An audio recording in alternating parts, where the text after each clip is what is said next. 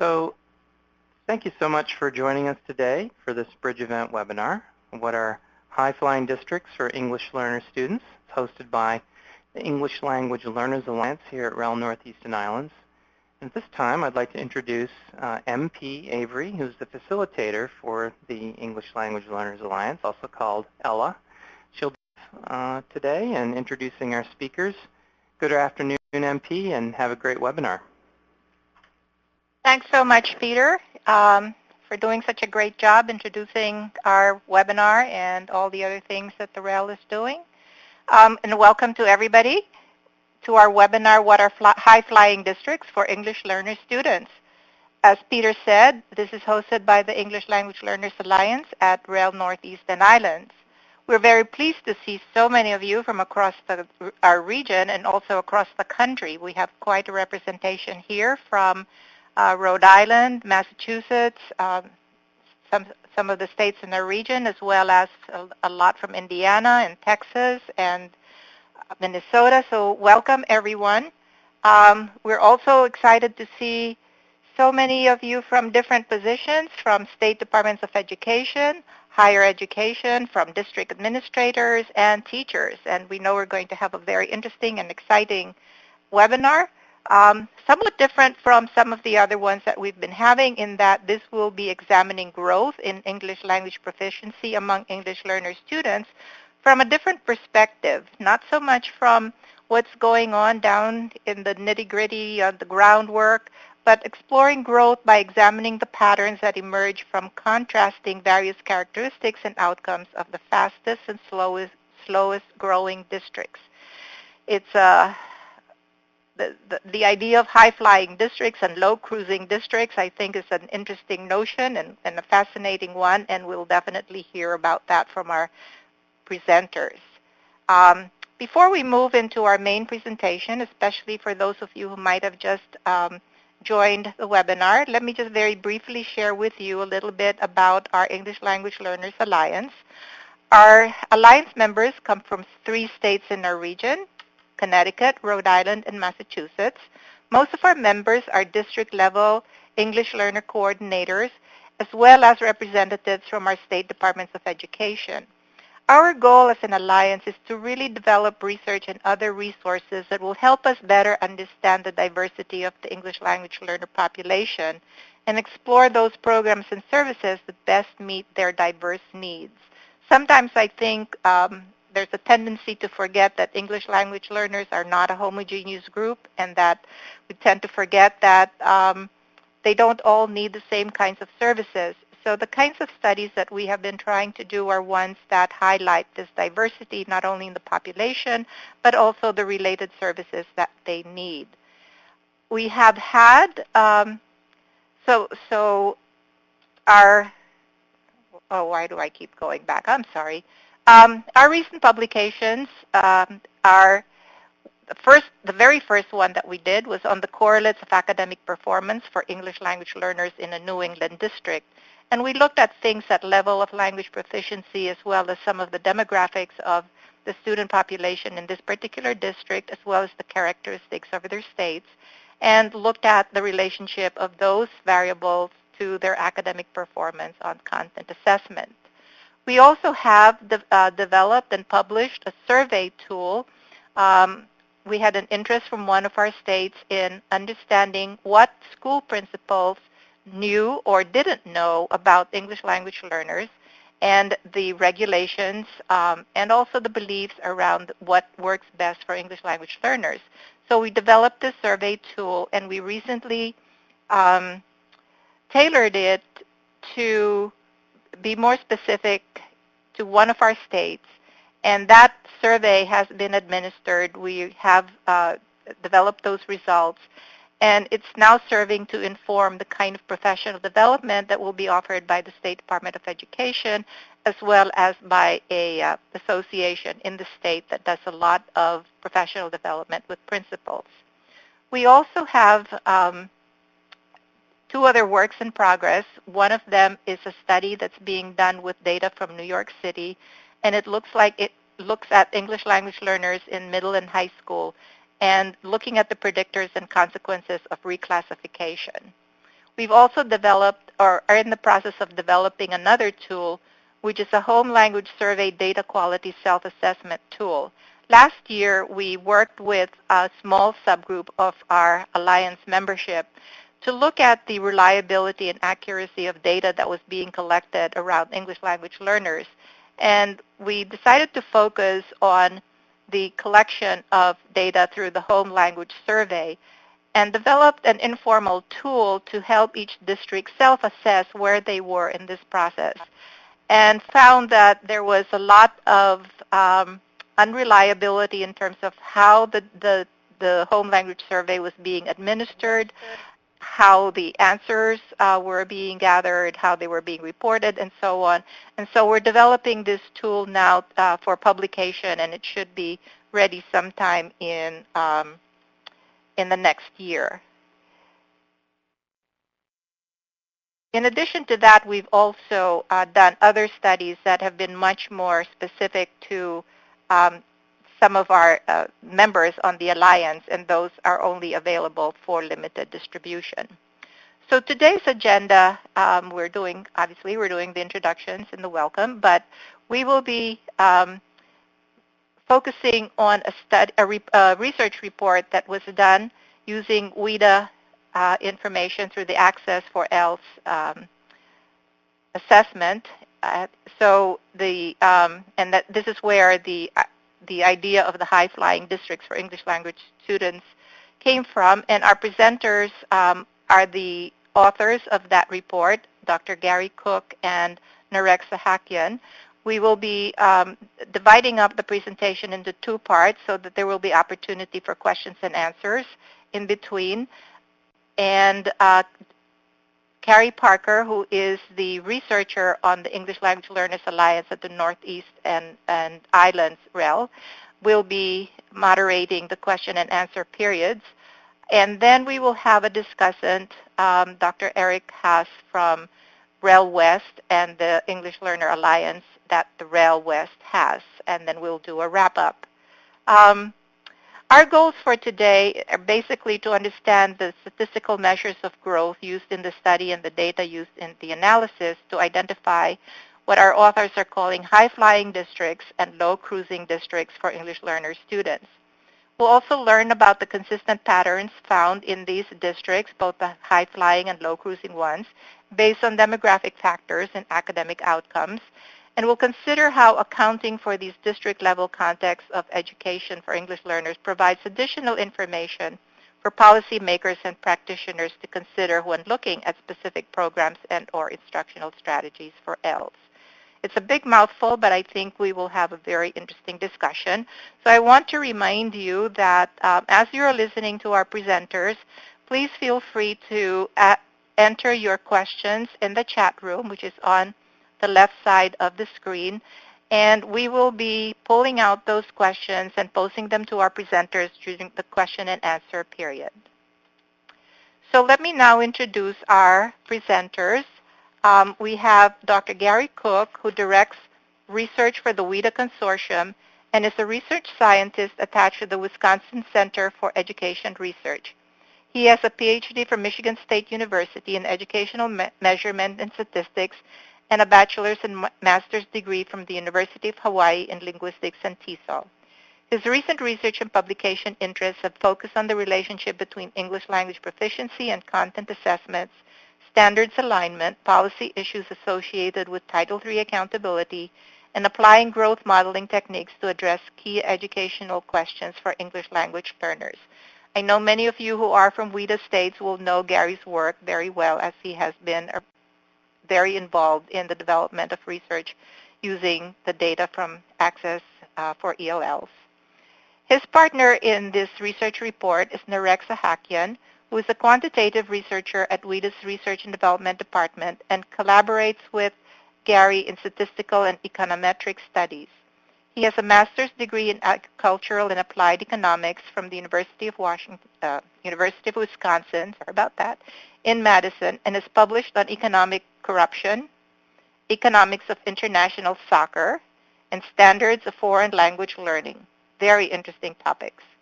Narek's current research interests are economics of ELL education and time series econometrics. We will also have a discussant after Gary and Narek do their presentations. He's a colleague from one of the other RELs, REL West, and he will be serving as a discussant. This is Eric Haas, who is a senior research associate at WestEd, where he conducts policy-oriented research and evaluation, including analysis of English learner issues, comparative analysis of performance on state content and English proficiency tests, the relationship between school characteristics and statewide distribution of English learner students, and analysis of district-wide achievement patterns of English learners. He is also the principal investigator of an IAS-funded evaluation English learner writing program, the lead evaluator for Lindsay Unified School District in California, Race to the Top District grant, and the lead researcher of the REL West English Learner Alliance. He is a bachelor's in electrical engineering from the University of Notre Dame, a law degree from Catholic University, and a PhD in educational leadership and policy studies from Arizona State University. So we have a very distinguished panel of presenters and discussants, and so with no further ado, I will turn it over to Gary to get us started. Gary? Thank you so much. I really appreciate the opportunity, and I want to thank the Alliance for giving us a chance to share some of the things that we're learning from our data. Just to give folks a little bit of an overview, where we're going to be talking about is data from the Access for ELLs assessment. For states who aren't WIDA states, and maybe for but some of you who are, all the data from the Access for ELLs assessment is submitted to the central office of the WIDA Consortium at the University of Wisconsin, and we maintain a longitudinal data set and data system. And the purpose of that data set is to help WIDA states and WIDA members understand how kids are learning, their language proficiency, how they relate in their progress in language proficiency and their proficient, how often and how fast they become proficient, and a variety of questions we use with the data set. This particular study that we're going to be talking about talks about looking at districts and how districts seem to be performing in EL growth. And one of the reasons we looked at districts is if you look at the distribution of districts across the WIDA Consortium, 75% of the districts have less than 100 students, and which means that 25% of the districts have are what's left. So the majority of the districts in the WIDA Consortium don't have a lot of ELs. So likewise, about 75% of the students are in larger districts. So the issues for us were, we think that the research suggests that dual language programs are really support student learning. Bilingual programs really help student learning, but a lot of our districts, lots of them, don't have the resources to be able to support dual language programs or bilingual programs because they don't have the staff. So one of the questions we began asking ourselves is, well, what is it that makes a district high performing, and what is that makes a district not high performing as far as EL growth is concerned? And are there factors that might influence that? Because we wanted to support all the districts, not just the ones that have all of the resources, but those who may not have a lot of ELs, but we want to provide some guidance and some help in that way. And so that's kind of the process that we engaged in beginning to understand this question. So what we'll do is we'll talk a little bit about the research questions. We'll talk a little bit about something I've written and say quite a bit. Lower is faster, higher is slower, and what that means. And Narek will talk about a little bit more in detail about that. We'll talk about the model we used, the statistical model, and why we used it. We'll talk about identifying outlier districts and how we go about determining whether a district is a high flyer or a low cruiser. And then we'll be contrasting these districts and certain demographic variables and academic outcomes to see, if there are differences between these high flyers and low cruisers relative to these demographic characteristics. And then share some of the results of what we found, and then talk a little bit about where we plan to go with what we've got so far. So that's kind of the plan for the presentation. That's kind of where we're coming from. And so without any further ado, I'd turn it over to Narek. Thank you, Gary, and thank you to Ariel for organizing the webinar. So the two research questions that we're going to look at are, first of all, how can we identify school districts within the WIDA Consortium where there is consistent and higher, relatively higher, and also lower growth in English language learner proficiency? And there are a couple of things that we need to already define at this point by what we mean by growth. We define growth by taking the average of all ELs within a district that these ELs make within a growth cycle. So the composite scale scores that are reported in Access are, we take the difference at the end of the year to the beginning of the year, and that amount represents what English language proficiency an individual EL made. And then we take all the ELs that are enrolled within a district, and then we come out with an average figure, excluding the smallest districts, which we define to be under 30 ELs. And we exclude these districts because we feel that an average number wouldn't necessarily be representative of that district's English language proficiency gain if it is based on a smaller number than 30. The next step after identifying these schools, the school district and designating them as high-flying and low-cruising, and I'll talk a little bit about how we do that a little later, is to find common and contrasting characteristics and factors between the school districts that potentially underlie this growth or the lack of growth in these districts. One thing that we definitely need to consider when we do this is the principle that Gary talked about, the lower is faster, higher is slower principle, which has been shown at the individual level. And what it basically means is that for ELs that have a lower proficiency level, starting proficiency level, for those ELs, it is easier to achieve and record proficiency gains as they are reported by scale scores in Access. And this is probably true not for just Access, but other assessments as well. The higher your level is, the more difficult it is for you as an EL to achieve additional growth. So if we were naive and we didn't consider this fact that there may be some districts that enroll a high proportion of low proficiency students, and we compared that district's outcome of growth to a district that has a high proportion of high proficiency students, that wouldn't be really fair. So therefore, we really need to account for this lower is faster, higher is slower, if it exists at the district level as well. And to see if it exists at the district level, I've built a little scatter plot here. The first one on your left, on the x-axis, we give the composite proficiency level, and on the y-axis, we have the composite scale score gain. So it's on the y-axis is the gain that a district made within the respective cycle, and I'm reporting 5 cycles here, and then an overlay of all the cycles together just to give you an overall picture of what is going on. And the graph on the right is the same thing, but it shows on the x-axis, it shows the grade, the average grade of all ELs within a district. And each one of these dots that you see here represents a real school district that exists in WIDA or existed in 2007 and 2008. One thing that is clear, there is a downward sloping pattern in each one of these cycles reported, and also the aggregate cycle.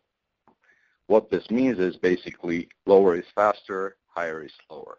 The higher the composite proficiency level of the district is, the less the reported growth is. So again, we need to account for this principle, and we see that there is evidence both at the individual level and at the aggregated district level, and it's natural to expect this. Moving forward, I'd like to open the floor for some questions and answers at this point. If there is anything unclear, please go ahead and type on your questions, and we'll try to address them as they come up. So, thank you very much, Narek. This is Carrie Parker. I can facilitate the question and answer. If there aren't any questions right now, we will have a second opportunity to ask both Gary and Narek questions. So I'm going to wait a couple seconds. There's a couple people that are typing, and we'll see what happens, see if anybody comes up with questions now, and if not, we'll do it later. So here is one question. Is it appropriate to look at individual student scale score differences from year to year? Since we're looking at scale score gains, and they are theoretically vertically scaled, meaning they are supposed to measure the same amount of English acquisition in this case. We're looking at the same measure at the beginning of the year and at the end of the year. So as far as looking at defining growth as the difference between those two things that are supposed to capture the same construct, I don't see any issues with the appropriateness of the growth measure. Is there any? Yeah, there are a couple things you need to think about when you talk about growth. One is when you look at the different scores are for this year's score subtracted from last year's score. They do tend to be somewhat unreliable. So you have to be careful about that. And then you have standard error. So any one student who participates on an assessment, there's a variability in what score they might receive if they were given the same test next week. That variance is called standard error. So just you have to be careful when you look at individual students' growth that to rely too heavily on their specific progress. That's aggregate-wise, you really get rid of some of that the variance that you can't account for. But just you have to be careful, and especially when you have small samples, looking at individual growth is important. Making decisions about programs relative to individual growth when there's small numbers is somewhat a bit of a scary thing to do because you're not sure if you're looking at really what's going on as far as growth is concerned. And I saw another question from Mississippi. If I can address that, Carrie? Yeah, just go ahead, jump in. So I think the issue, Taro, is that districts. So we looked at the high-flying, lower is faster, higher is slower. We saw that at the individual level. And so when you look at the district level, it's sort of the same idea. Districts that have higher proficiency levels overall tend to grow slower than districts that have lower proficiency levels. And districts that have higher densities of students at higher grades tend to grow slower than districts that have a higher density of students at lower grades. Did I get that right, Narek? Yes, precisely. If you have a district that has 3 kindergartens and you compare that district's outcome or growth to a district that has 3 high schools and nothing else, that comparison is not going to be a fair one because we know that at kindergarten, ELLs will make higher growth as defined by the difference in their adjacent access scores than the students that are enrolled in high schools. It is a direct implication of higher is lower is faster, higher, slower. There's a question about the composite scale score, and let me just, at WIDA, we create 4 different composite scores. The overall composite is a weighted average of the listening, speaking, reading, and writing scale score.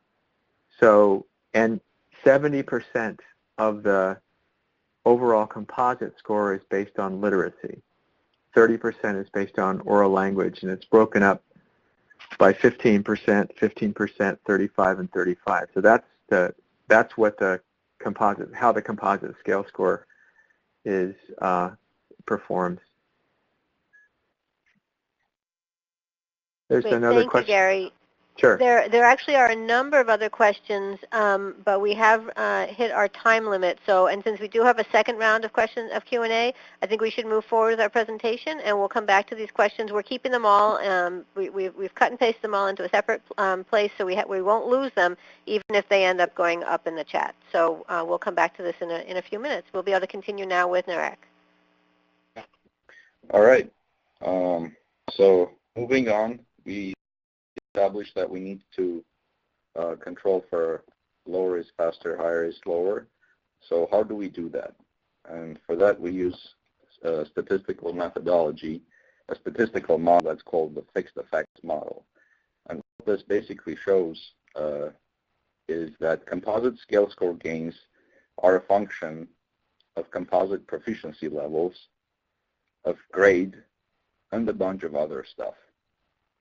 What we're trying to do basically here is to try to cleanse out that biasing effect that could exist if a district potentially enrolls a high proportion of low or high grade or low or high grade high proficiency ELs. And this equation is basically representative of about 6,000 or 7,000 separate equations, and where each one of these I's represent a district, and there are 5 time periods or 5 growth cycles that we're looking at. So this is based on a really large number of observations. There are individual observations that are aggregated to the district level, and still at the district level we have about 1,000 observations or 1,000 districts per cycle, and we have 5 cycles, so about 5,000 to 6,000 total observations. And based on this, we are to estimate the terms in red, the beta parameters, which intuitively, if we remember the scatter plots of those districts that I showed you, these beta parameters directly measure what the slope of that decline is. Or in other words, if we find, and we do find, that these beta parameters are negative and statistically significant, that is evidence that lower is faster and higher is slower exists at the district level, and it is statistically significant at the 95% range. And that is what we actually end up finding. And this three-dimensional chart on your right is based on the model parameters that we have estimated, and it basically shows the same thing in a different light. It shows that the districts that are closer to the left-hand side of the graph, which is the grade, so close to 0 or close to 1, the kindergarten level, and districts that are also enrolling lower composite proficiency level ELs, they make, or they're expected to make, high composite scale score gains, or they're more likely to have high growth, in other words. And as we move to the right of the grade axis, which is the horizontal axis, or it's not really horizontal, but it's the one closest to the bottom. And as we move up the grade level, the higher it becomes for districts to achieve gains.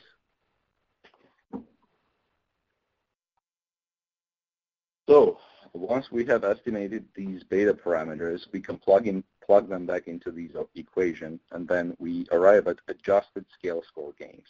And these are now free of the biasing effect of lower is faster, higher is slower. We can now compare these for each growth cycle for all of the districts. We can compare these and see what districts are at the top of the distribution and at the bottom of the distribution. And we call or label these districts respectively high flyers and low cruisers, or high flying districts and low cruising districts. As a threshold, and this is completely subjective, we decided to choose the top and bottom 25 percentiles of the distribution, and then we looked for overlapping districts. And we found, using access data from 2007 to 2012, looking at the 5 growth cycles and looking at the top and bottom 25 percentiles of the adjusted scale score distribution, we found 43 high-flying districts and 30 low-cruising districts. Now, again, this is not a number that is fixed. Just because we call them high-flying and low-cruising at the 75 and 25 percentiles, it doesn't really mean anything special about these districts other than their relative position relative to the other districts that they're being compared to.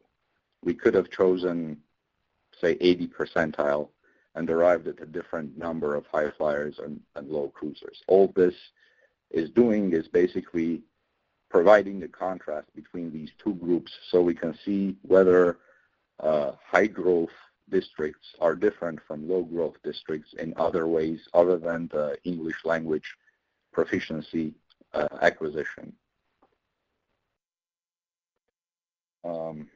For these districts, to contrast their outcomes, we introduced secondary data from other data sources, public data sources, such as the district's reporting systems, online reporting systems, and the Common Core data set. We brought in numbers for all of these districts on number of students, schools, FTE equivalent teachers, limited English proficiency students, individual educational program students, and students who are on a free or reduced lunch price program. Also, we brought in aggregated district-level academic outcomes, such as districts' graduation rates and their academic performance on their respective state math, reading, and science tests across these two groups. So let's see what some of the findings are.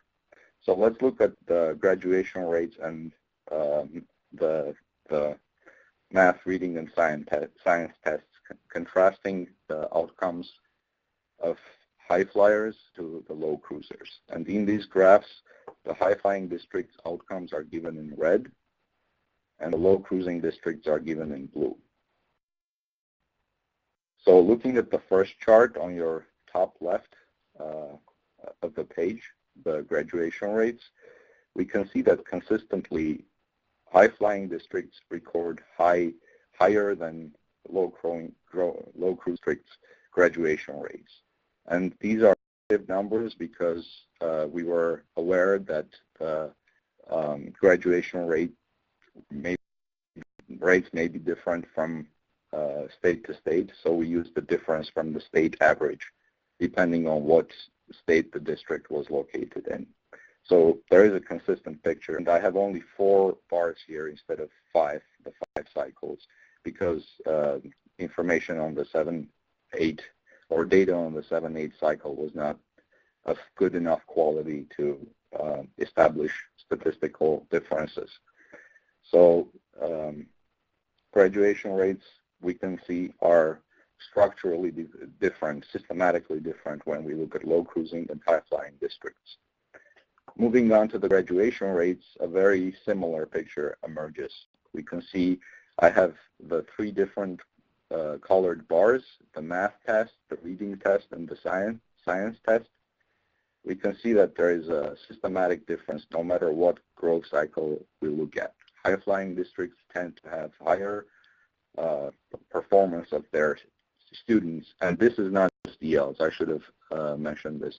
This is the district's outcomes for all of the students that are enrolled in that district.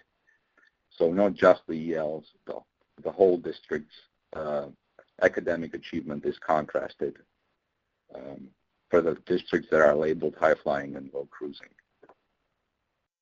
So the picture is pretty clear here. There are systematic differences between high flyers and low cruisers as far as graduation rates and their academic achievement measures are concerned. Moving on. Some of the other things that we looked at are demographic characteristics. We wanted to see if there is different in the demographic characteristics of these two types of districts. And what I have in these bars here, the blue bars represent the proportion of LEP students in respective districts. On the left-hand side of each graph, I give the low cruising districts, and on the right-hand side of the graph, I give the high-flying districts. And the red bars represent the proportion of IEP students, and the green bars represent the proportion of students who are on free or reduced lunch programs. We can see that there are some small differences in the proportion of LEP students across low cruising and high flying districts for all of the growth cycles, and I'm referring to the differences in the blue bars for each of these growth cycles. But the biggest difference that just jumps out at you is the difference between the proportions of free and reduced lunch students in each of these cycles. 60% compared to 20%, 69% compared to 18%, or 60% compared to 18%. It seems to be pretty obvious that high-flying districts are enjoying FRL rates that are 3 times less than those of low cruising districts. And this is by no means a surprise to anybody. We know that poverty matters. This just shows you how much it really matters. Moving on, I want to, what we wanted to do is to give you the two previous slides together. So let me just jump into this and we'll see what I mean here. So each of these dots and triangles here, the blue dots are the low cruising districts and the red triangles are the high flying districts. On the y-axis, we have the graduation rate, just as we did in the slide, the 2 slides ago. And on the right-hand side, we have the proportion of FRL students. So what we've basically done here, we're putting graduation rates and FRL rates together and trying to contrast the clustering of the dots. And again, the blue dots were the low cruising ones and the red dots are the high flying ones. So one thing is immediately obvious. There is a clustering of red triangles in the upper left quadrant of each of these cycles, meaning, again, high flying districts have high graduation rates. And at the same time, if you look at the x-axis, they also have low FRL levels. This just makes it abundantly clear of how difficult it is for a district that has a higher than 0.5 FRL level to be high flying, and conversely, how uncommon it is for a district to be low cruising below that poverty or 0.5 level. Moving on, we look at the, so the previous slide looked at the graduation rates on the y-axis. On this slide, we have the same thing, but instead of graduation rate, we're looking at reading and science slides 2 slides ago. But we aggregate those 3 measures into a composite academic achievement variable. So we take the average of the math, reading, and science test, proportion of the proficient and advanced students on those 3 tests for a single district. And it would seem like it's the same slide as the one before, and that's because the picture is very similar again. The districts that are high-flying, the ones in red triangles, given in red triangles, are the ones that have high performance on state assessments. The districts that are the blue dots, the low cruising districts, have low performance on state assessments. And at the same time, there is a structural difference. There is a clustering of the blue and red dots at the 0.5 poverty level. Again, it is very uncommon for a district to be low cruising and have high poverty levels, as given by the blue dots in the upper left quadrant. However, what is really important to me in these pictures is that while it is very uncommon, it is possible to be a high-flying district and have high poverty levels. If you look at, for example, the 2008 and 2009 cycle, the very first one, there are 4 red triangles which identify districts that are high-flying districts, but they are high-flying districts despite having high poverty levels. So what is it that these districts are doing? And we can see these districts coming up in the later cycles as well. So what is it that these districts are doing that enables them to fly high or to be in the top of that percentile distribution across time that others could do despite having high poverty levels? This is one lesson that we really need to learn.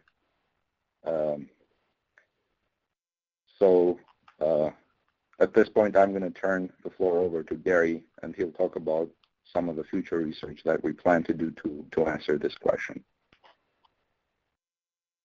Gary? Thanks, Narek. I was quickly typing before I answered.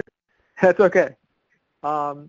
So one of the questions that we have, and Narek just shared with you, is there are districts that have relatively high poverty rates, but still have high growth rates and high positive characteristics in achievement and graduation. And so the $24,000 question in our mind is, what's going on there? And so we recognize that there's a need to go beyond the data that we can observe. And just to help folks understand, we have limited pieces of information. We get the access data, so that tells us where the composite scores and where the students are at. And in the districts in the display that you've seen, we actually went to the district websites and had to download all the information from that district to get the data that you're showing. But ultimately, there are these blue dots that are in the upper right quadrant that we really want to find out. The red dots that are in the upper right, red triangles in the upper right quadrant, that we really would like to find out what's going on there, and go there and learn to see what those districts are doing. What are their characteristics? Are there common things that they've done that really help their students grow quickly and have such positive outcomes? So that's sort of the next step of the study, and that's kind of our focus from this point forward. And I think I turn it over to Carrie. Yes. Hi. Thank you, Gary. So Gary and Narek have done a great job of answering the questions, but we have a few that are pending. And one, Gary, just came in, a clarification about those red triangles in the upper right quadrant. What districts are those? The red triangles are always the high-flying districts. What differentiates those ones specifically is that they are high-flying despite having high poverty levels, and the poverty levels are given on the x-axis. Okay. So red triangles always represent high-flying districts in those two graphs. Okay. And so follow-up question, do we know those districts by name? Yes and no, we're not going to share that. Okay. So sort of related to that is, how are you planning to gather data that will answer that future research question that you just described, Gary? Right. So the questions about what's going on there have to be really addressed by not necessarily a quantitative methodology, but a qualitative methodology. So we've submitted grants and are soliciting support to actually have researchers go to those places and look at what's going on, talk to teachers, talk to administrators, look at the historical information, interact with the students to try and see what is going on, what is the community environment. There are a lot of things that are locally that the quantitative information can't really address. So that's kind of how we're going to follow up the next step is really to get someone there to begin asking questions of those districts to see what they're doing, and is that what they're doing generalizable? That's the hope, right? That's the big hope, is that what we find there will be able to communicate to other districts so that they can support their ELs and be successful. Great. And there was another question that was asked here. Oh, yes, Gary, go ahead. Earlier question about AMAOs, AMAO 1 specifically, about how states set them. Mm-hmm. And for many WIDA states, I've helped that process. And the desire to set in setting AMAO 1s is typically to try and take a look at how districts are performing and use that as your reference point in setting AMAOs. And the federal government is now allowing districts to account for this lower is faster, higher is slower in establishing AMAOs. So that thinking about AMAO 1 relative to growth and just having one number is changing, and I think the department is more open to allowing states to think about where kids start and in adjusting how they expect them to grow. Great. Okay, thank you. There's been a second question, Gary. I know you answered a little bit of this in your chat from Liz Eisner. Have you examined the relationship between levels of ELP or grade levels and growth? Could it be that those 4 districts have high proportions of young ELs who are coming into school with low levels of ELP? I actually answered that question in the chat, and again, the districts are defined as high-flying and low cruising, high-flying and low cruising, accounting for such potential differences. That is the whole reason for the statistical model, to estimate and make sure that that is not the case, that we're comparing apples to apples every time. Right. So just to hit that home, the model that NAREC has chosen and used in this, essentially, we know that how old you are and where you start at affect how fast you grow. So essentially, the model that we've used eliminates that variability in our comparisons of districts. So we're accounting for the lower is faster, higher is slower. We're getting rid of that. So the thing that's left is not that. The thing that's left is what else the district is doing that doesn't have to do with the kids they have where they start or the proficiency level of the students they have.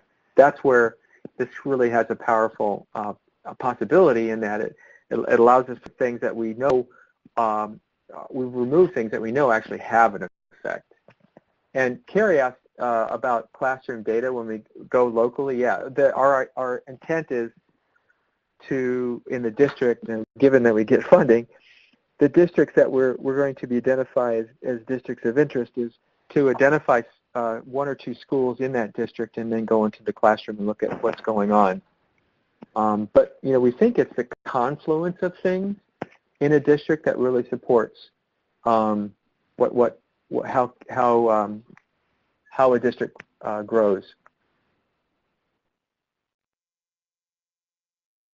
Okay, so thank you. So the questions are continuing to come in, but I think what I'd like to do is give us a chance to hear from our discussant, from Eric Haas, and then if we have any time at the end, we might come back to some more questions. But thank you very much, Gary and Narek. The questions, obviously, people are very excited about all this work. So we're going to shift it over now to Eric. Thanks, Carrie, and thanks, Narek and Gary. That was informative again. I've heard it 2 or 3 times now, and I've been scribbling new notes as I go along, again on top of my old notes. So there were 3 things that came to mind as I thought through this report and prepped for the webinar. Some of them have come up a number of times, but I just wanted to highlight them. The first one is I really appreciate the design, that controlling for lower, faster, higher, slower, I think is a really necessary addition and something that I hope we see more use of models that incorporate this into the controls. I know that for our REL work in REL West, that a number of studies that we have done, we haven't controlled for this, but we've looked for those patterns across grade levels, across ELP levels, and we consistently see that. You know, we see the kindergartners starting at ELP level 1 making much faster growth than we do see in 10th and 11th graders, you know, at levels 3 and 4. So I really appreciate that model, and again, I hope WIDA continues to do that and others pick up on that use of those controls. I also, you know, a number of implications jumped out at me. The first one fairly obvious, the other two more for discussion and future research. But the idea of, you know, poverty matters. You know, we see that once again, that the, you know, high-flying districts have 1/3 on average the, you know, poverty rates of the low cruising districts. You know, and this has been this kind of emphasis or focus, you know, we've seen for years. The writings of David Berliner, Gandara, you know, a number of others for years have been saying this, and it almost, I think at one point, becomes almost redundant to sort of state the obvious. On the other hand, I think continually necessary, you know, that consistently studies like this and similar ones keep bringing this up. So I think as educators, as often policy adds, you know, we need to continue to look at this and to push this if we're going to make improvement in our schools and the achievement of our English learners. The second implication that I found very interesting was, you know, various aspects of the educational context. It made me think about peer effects and overall educational quality and how those things appear to impact or possibly impact how English learners progress. You know, high-flying districts also had high overall educational quality.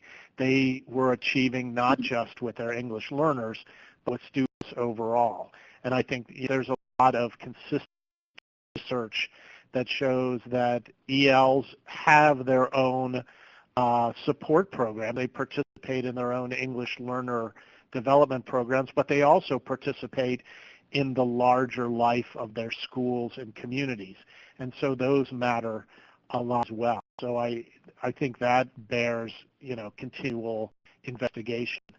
I think there are also, it pointed to some interesting possible, you know, peer effects, that in the high-flying districts, they had larger numbers of English learner LEP students, but they also had lower proportions of their overall population. I think that may, you know, create some interesting contextual effects.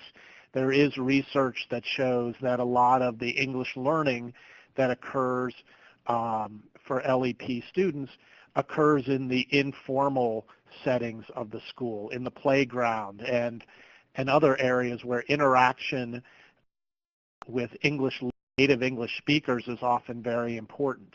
And so there's research that goes on that sort of looks for that sweet spot of the right size of the EL population in both total numbers and proportion. So the research here makes me think about that. It also, in the last one, another sort of version of context, you know, to what degree does size matter in these things? Are there scale-up effects for both efficiency and effectiveness? I looked at figure 4 in the report, and the average size of the districts are around 13,000 students for the high-flying and around 11,000 for the low cruising. So the average sizes were, you know, sort of in that medium range, but the overall range, except for the very small, you know, also included very large districts. So I was very curious to know to what degree we can, sort of tease out, is there a sort of optimum size, or is there an idea where size is a positive or negative in having effective district-wide programs? And lastly, I appreciate, especially from such strong quantitative analysts, that call for multiple methods, that the quantitative analysis here really points to where we might want to look, especially those red triangles in the high FRL area, as to what are they doing, what specifically can we drill down to help inform program and practice improvements. And so going in also for qualitative interviews and observations and surveys and other various things to look at programs and language of instruction and pedagogic practice at the classroom level and teacher characteristics, as well as the larger community, are also things that I hope this research spurs us to continue to look at. So those are a few of the things I wanted to highlight. Again, greatly appreciate the study and thank Narek and Gary for sharing that. So I want to move now to the beginning of the wrap-up of the webinar and to hand it over to Carrie to talk about the very important stakeholder feedback survey. Thank you very much. And so you guys there as well as in the chat, I really encourage you to complete the survey. I do want to thank everybody for having been on this webinar. We have a few extra minutes and there's continued to be conversation in the chat, so I'm wondering, Narek or Gary, if you have any final words you want to say, as long as you leave me 1 minute for finishing up. I would just like to thank Eric for the pause comments and every participation. We got very good, very good questions, and some of the questions you can find the answers to in the more technical report that's in the files that are available for download for everybody, and have a great day. One of the things I want to take away, one of the things I've always said, and when I present with a lot of folks, 75% of the kids that we serve usually are in large districts, but 75% of the districts that have ELs are small, have small numbers of ELs. And, at those districts, I think we sometimes forget. And so hopefully one of the things that we'll learn looking closely is to try and see how we can not only support the districts that have lots of resources, but also the districts that don't have a lot of resources. Are there things that we can help them with in supporting all the districts that have kids? And that's kind of our hope. Great. Thank you very much for both of those final comments. And so again, please remember to take the survey. The documents, there are 3 documents that you can download before you leave the page, and the webinar will be available. And I want to turn it over now to Peter for last words. Thank you, Carrie and MP, for moderating today on behalf of REL Northeastern Islands. Thanks so much for joining. In 2 or 3 weeks, you'll receive a thank you message from us with a link to the webinar archive. And have a great evening. Bye-bye.